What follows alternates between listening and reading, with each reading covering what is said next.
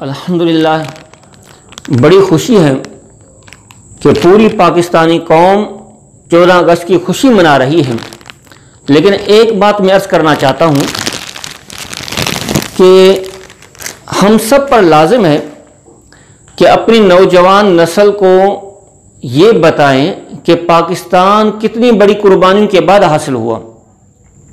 بڑے افسوس سے میں بات کر رہا ہوں کہ جہاں تک میں نے دیکھا ہے، چاہے سرکاری سطح پر ہوں، پرائیویٹ سطح پر ہوں، جشن آزادی کی جتنی تقاریب ہوتی ہیں، جتنے پروگرام فنکشن ہوتے ہیں، ان سب میں بس رقص و سرور ہوتا ہے، گانے ہوتے ہیں، ڈانس ہوتا ہے۔ بس یہ عام طور پر بس جو مساجد میں یا دینی مدارس میں تقاریب ہوتی ہیں، ان کے اندر کچھ نہ کچھ قربانیوں کا ذکر کیا جاتا ہے، کچھ نہ کچھ جذبہ وغیرہ۔ عام طور پر پاکستانی قوم جو جشن آزادی منا رہی ہے، بس ایک قسم کا تفریح کا سامان ہوتا ہے۔ بڑا افسوس ہے، اگر یہی صورتحال رہی تو ہو سکتا ہے کہ ہماری نوجوان نسل پاکستان کو بنانے کا مقصد فراموش کر بیٹھے، اور اسلام دشمن طاقتیں یہی چاہتی ہیں، کیونکہ قائد اعظم کے فرامین سے بات واضح ہے، قائد اعظم کے خطابات سے بات واضح ہے، اور تاریخ سے بات ثابت ہے کہ پہلے تو اسلام دشمن طاقتیں چاہتی تھی کہ پاکستان نہ بنے، کیونکہ برطانیہ کی پوری خواہش یہ تھی کہ جہاں وہ اپنی کوئی بھی ریاست علیحدہ کرے تو اس کے ایجنٹ ہونے چاہیے، ان کے غلام ہونے چاہیے، کٹھ پتلی ہونے چاہیے۔ کسی مقام پر ایسا نہ ہو کہ برطانیہ کوئی علاقہ خالی کرے اور وہاں پر اسلام نافذ ہو جائے۔ شروع سے ان کی کوشش تھی، لیکن یہ اللہ تعالیٰ کا فضل ہوا کہ 27 رمضان مبارک کی رات شب قدر میں ہمیں پاکستان کی عظیم نعمت ملی۔ 14 اگست کو پاکستان آزاد ہوا، لیکن میرے بھائی اس کے پیچھے بہت زیادہ قربانیاں ہیں۔ اگر تحریک آزادی سے لے کر پاکستان بننے تک کی پوری صورتحال دیکھی جائے، اور موجودہ پاک و ہند یعنی برِ صغیر میں جو مسلمان نے قربانیاں دی، اگر ان کو شمار کیا جائے تو 1 کروڑ کے قریب قربانیاں بنتی ہیں۔ ہو سکتا ہے کہ کچھ میں مبالغہ کر رہا ہوں، لیکن میرے اندازے کے مطابق، کیونکہ جب پاکستان بن گیا تو پاکستان بننے کے بعد 18 اگست 1947 کو ہندوستان میں عید الفطر تھی، مسلمان عید الفطر ادا کر رہے ہیں۔ اس کے بعد مسلمانوں پر بلوائیوں نے، ہندوؤں نے، سکھوں نے مل کر حملہ کیا، قتل عام کیا۔ جو پاکستان کی سرحد بن گئی، پاکستان کے حصے میں آ گئے، وہ تو جو پہلے سے آباد تھے وہ محفوظ تھے، لیکن جو انڈیا میں رہے اور وہاں سے ہجرت کر کے آئے، ان کے ساتھ جو حشر ہوا اس کا اندازہ نہیں کیا جا سکتا۔ لندن ٹائمز کی رپورٹ کے مطابق انگریز افسر جب مسلمانوں کے اوپر ہونے والے مظالم کا جائزہ لینے کے لیے ہوائی جہاز پر سوار ہو کر ہوائی جہاز کے ذریعے فضائی جائزہ لینے لگے، تو کہتے ہیں کہ ہم نے دیکھا بیک وقت 50 گاؤں جلائے جا رہے تھے، اور پورے ہندوستان میں مسلمانوں کی لاشیں بکھری ہوئی تھیں۔ مسلمانوں کے خون سے دریاؤں کا پانی سرخ ہو گیا، مسلمانوں کے خون سے گلیاں بہنے لگی۔ کتنے وہ مسلمان ہیں جن کو گھروں میں بند کر کے جلا دیا گیا۔ ہندو دنیا میں یہ جرأت نہ تھی، لیکن سکھوں کے ساتھ مل کر مسلمانوں کا قتل عام کیا گیا۔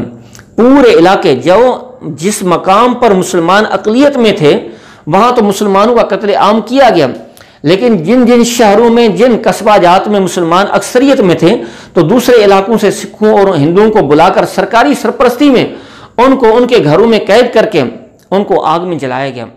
تاریخی حوالہ جات کے مطابق جو بوڑھے مرد، عورتیں اور بچے ہوتے ہیں ان کو گھروں میں بند کر لیتے، اور جوان عورتوں کو باہر اپنے پاس لے جاتے ہیں، تو ان بوڑھوں، کمزوروں اور ضعیفوں کو اندر بند کر کے آگ لگا لیتے ہیں۔ جب پاکستان ہجرت کر کے لوگ آ رہے تھے، شاید کوئی قافلہ تھا جو سلامت پہنچاؤ یہاں پر، اللہ تبارک و تعالی جانتا ہے کتنے لوگ قربان ہوئے، اور کتنی ماؤں بہنوں نے اپنی عزتیں اور عصمتیں بچانے کے لیے دریاؤں میں چھلانگیں لگائی، تالاب میں چھلانگیں لگائی۔ ایک مسلمان، ایک پاکستانی سکھوں کے نرغے میں آ گیا، سکھوں نے اسے قید کر لیا۔ تو جس حویلی میں قید کیا وہ باہر چلے گئے، وہاں کھڑکی سے عورت آئی، اس نے بات چیت کی، اسی حویلی کی رہنے والی، تو اس نے اس کو کوئی تانا دیا کہ تم یہ جرائم کر رہے ہو، اس کے لیے ہمیں پاکستان بنایا تھا۔ تو اس کو یہ بڑی اہم بات لگی کہ عورت یہ کیا بات کر رہی ہے، وہ سکھوں کا گھر ہے۔ مختصر ہے کہ اس عورت نے پوری اپنی کہانی بتایا کہ میرے سامنے میرے بھائی کو قتل کر دیا گیا، پورے خاندان کو جلا دیا گیا، ختم کر دیا گیا۔ پھر جو جوان عورتیں تھیں ان کے ساتھ اجتماعی زیادتی کرتے، پھر اس کے بعد اپنے گھروں میں رکھتے یا پھر قتل کر لیتے، جوان عورتوں کی چھاتیاں کاٹ کر انہیں پھینک دیتے، وہ تڑپ تڑپ کر مر جاتی، اس کو اپنے گھر لے کر آئے۔ اس عورت نے کہا کہ حالات نارمل ہونے کے باوجود میں اور بہت سی عورتیں پاکستان نہیں گئی، اس لیے کہ خود یہ ان کو احساس ہونے لگا کہ جب ہندو نے ان کے ساتھ بدکاری کی تو وہ اس لائق نہیں کہ اپنے قدم پاک سرزمین پر رکھیں۔ میرے بھائی، میرے جوانوں، ذرا غور تو کروں، جن نے پاکستان بنایا ان کا کتنا پاکیزہ ذہن تھا، کتنی پاکیزہ سوچ تھی، اور پاکستان کا معنی بھی یہ ہے کہ پاک زمین۔ تو اس پاک سرزمین میں یہاں کے رہنے والے کون سا جرم نہیں کر رہے، کون سے خلاف شریعت کام نہیں کر رہے؟ پاکستان وہ واحد ملک ہے جو اسلام کے نام پر بنا۔ قدرت اللہ شہاب کہتے ہیں کہ وہ جب اسرائیل کے شہر تل ابیب میں ایک ہندو پروفیسر کے پاس ایرانی عیسائی کی حیثیت سے مہمان تھے تو وہاں دیکھا کہ اس کے گھر میں قائد اعظم کی تصویر لگی ہوئی ہے۔ تو تجاہل عارفانہ کرتے ہوئے کہا کہ یہ کون ہے؟ اس نے کہا کہ پاکستان کا بانی قائد اعظم محمد علی جناح۔ اس یہودی پروفیسر نے کہا کہ یہ تصویر اس لیے لگائی ہے کہ اس شخص نے اسلام کے نام پر ایک ملک بنایا ہے، جب اس ملک میں اسلام ناکام ہو جائے گا تو کسی اور مقام پر کامیاب نہیں ہو سکتا، اور یہودی لابی اسلام کو ناکام کرنا چاہتی ہے۔ تو میں عرض کر رہا تھا کہ اس خاتون نے یہ قصہ بتاتے ہوئے اس جوان کو بتایا کہ پاکستان اتنا مقدس ہے ہمارے نظروں میں کہ واللہ آج اگر میرے بچے بیمار ہو جاتے ہیں تو میں پاکستان کا لفظ پڑھ کر ان کو دم کرتی ہوں، اللہ تعالیٰ ان کو شفا دے دیتا ہے۔ تو یہ تھا اعتقاد پاکستان کے بارے میں۔ میرے بھائیوں، میرے جوانوں، آپ پر سب پر لازم ہے کہ پاکستان کی تاریخ پڑھیں، تحریک آزادی کا مطالعہ کریں۔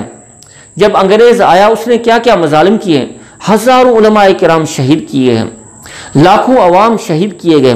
پھر ہجرت کے دوران لاکھوں مسلمانوں کا قتل عام کیا گیا، لاکھوں عورتوں کا قتل عام کیا گیا، بڑے بوڑھے میں کوئی تمیز نہیں تھی۔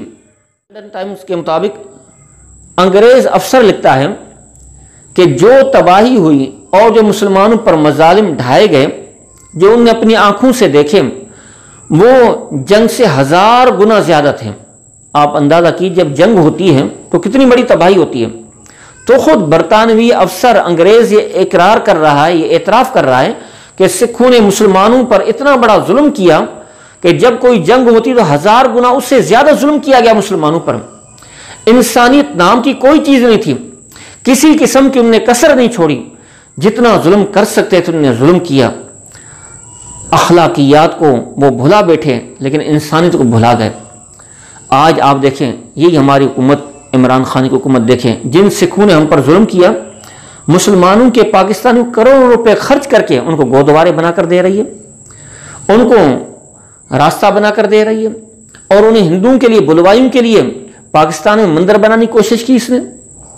افسوس ہے، پاکستانی نوجوان سنبھل جائیں، اپنی تاریخ پڑھیں اور پاکستانی کی قربانی کو یاد کریں، اور اس تصور کو ذہن میں یاد کرتے رہا کریں کہ پاکستان جن لوگوں نے بنایا ان کے ذہنوں میں پاکستان کا کتنا عظیم اور مقدس تصور تھا۔ جب قائد اعظم نے خود بتا دیا اور اس کا نام رکھا گیا اسلامیہ جمہوریہ پاکستان، کہ پاکستان اسلامی ملک ہے، تو کاش کہ یہاں اسلام نافذ ہو جائے۔ ہمارے حکمران اس طرف توجہ کریں، حکمران توجہ نہیں کرتے، آپ توجہ کریں، نوجوان دیکھیں، آپ ان کو مجبور کریں۔ یہ پاکستان شراب خانے کھولنے کے لیے، جوا کے اڈے کھولنے کے لیے، فحاشی کے اڈے کھولنے کے لیے، سود کا کاروبار کرنے کے لیے نہیں بنا، پاکستان اسلام کے لیے بنا ہے، اور اسلام ایک مکمل ضابطہ حیات ہے۔ ہر شعبے میں رہنمائی کرتا ہے۔ جب اسلام نافذ ہوگا تمام کے تمام مسائل حل ہو جائیں گے، چین ہوگا، سکون ہوگا، قوم پرستی ختم ہو جائے گی، پاکستانی آپس میں محبت سے رہیں گے۔ اللہ تبارک و تعالیٰ ملک پاکستان کو سلامتی اور ترقی عطا فرمائے۔ اللہ تعالیٰ کرے ہم اپنی آنکھوں سے دیکھیں کہ پاکستان میں نظام مصطفیٰ نافذ ہو جائے۔